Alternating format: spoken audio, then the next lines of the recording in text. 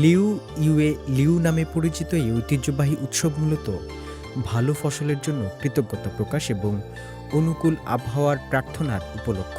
ভালো ফসল ও অনুকূল আবহাওয়ার জন্য প্রার্থনা করা হয়। সেই প্রার্থনা মূলত এক ঐতিহ্যবাহী নৃত্য, যা কিনা রূপ নেয় একটা উৎসবে। কুইচৌ প্রদেশের পৌ ইয়ে জাতিগোষ্ঠীর সংস্কৃতির এই বৈচিত্র্য দেখে আসব প্রতিবেদনে।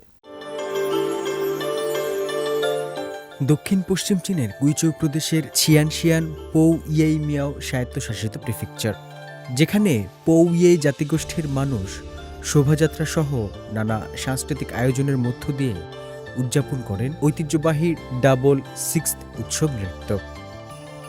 লিউ ইউয়ে লিউ নামে পরিচিত এই ঐতিহ্যবাহী উৎসব মূলত ভালো ফসলের জন্য কৃতজ্ঞতা প্রকাশ এবং অনুকূল আবহাওয়ার প্রার্থনার উপলক্ষ।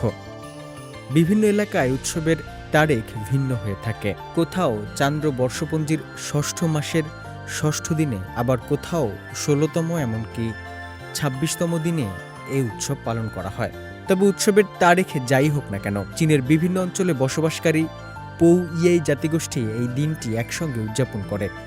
এবছর ছিয়ানশিনানে স্থানীয় পৌ ইয়ে জাতিগোষ্ঠীর সঙ্গে মিয়াও, ক্যালাও সহ অন্যান্য জাতিগোষ্ঠীর মানুষও অংশ নেন। তাদের অংশগ্রহণে আয়োজিত বর্ণাঢ্য নৃত্য শোভাযাত্রা পুরো এলাকাকে উৎসবমুখর করে তোলে।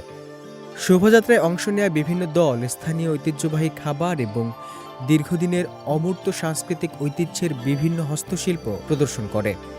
গ্রামীণ জীবনধারা ও জাতিগত বৈশিষ্ট্যে সমৃদ্ধ বর্ণিল নৃত্য ও সাংস্কৃতিক পরিবেশনা দেশ জুড়ে পর্যটকদের আকৃষ্ট করেছে। একই সঙ্গে এই আয়োজন স্থানীয় সাংস্কৃতিক পর্যটন শিল্পের বিকাশেও নতুন গতি এনে দিয়েছে। হোসনে মোবারক সৌরভ, সিএমজি বাংলা।